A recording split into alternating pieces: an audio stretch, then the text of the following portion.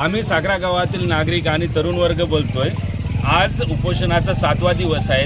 विशाल चव्हाण इथे उपोषणाला बसलेले आहेत। बघू शकता तुम्ही इथे उपोषणाला बसलेले आहेत। 7 दिवस झालेले आहेत। सीओ साहेब, कलेक्टर साहेब इथे आलेले नाहीत। इथचं म्हणणं आहे, या तरुणांचं म्हणणं आहे, इथे आमचं म्हणणं आहे, विशाल चव्हाणचं म्हणणं आहे की वेळोवेळी आम्ही निवेदन देतो, तक्रार देतो, पण बीडीओ साहेब जे पंचायत समिती स्तरावरून कोणतीही चौकशी होत नाहीत, थातूरमातूर चौकशी होते। बीडीओ साहेबांनी दिले चौकशी करतो, पण नावापुरता देते हे सर्व।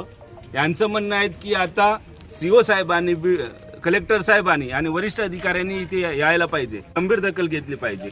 आता डॉक्टर साहेब आले होते, डॉक्टर साहेबांनी सांगितले की परिस्थिती अतिशय गंभीर आहे, काही होऊ शकते, त्यांच्या शरीराला काही इजा होऊ शकते, काही कोणतेही वळण येऊ शकते।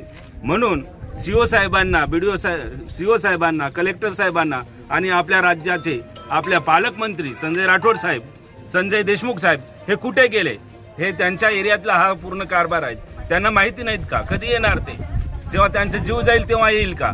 आम्ही गावातील तरुण नागरिक, त्यांना काही झालंय ना, मी यांच्याद्वारे विनंती करतो आणि आश्वासनही देतो की जर काही झालंय तर आम्ही ह्या सर्वांना कधीच सोडणार नाहीत। काही होऊ शकते आणि कोणत्याही आंदोलनावर, कोणत्याही परिस्थितीवर आम्ही जाऊ शकतो। हे दखल घेतली पाहिजे। सीओ साहेबांना विनंती आहे, गंभीर दखल घेतली पाहिजे।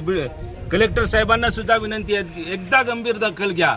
झालेला पूर्ण भ्रष्टाचार, पूर्ण कोटी रुपयांचा भ्रष्टाचार झालेला आहे इथे पूर्ण सविस्तर चौकशी जर केली तर सविस्तर ती पूर्ण चौकशी होऊन भ्रष्टाचार बाहेर निघेल आणि संबंधितावर कडक कारवाई होईल।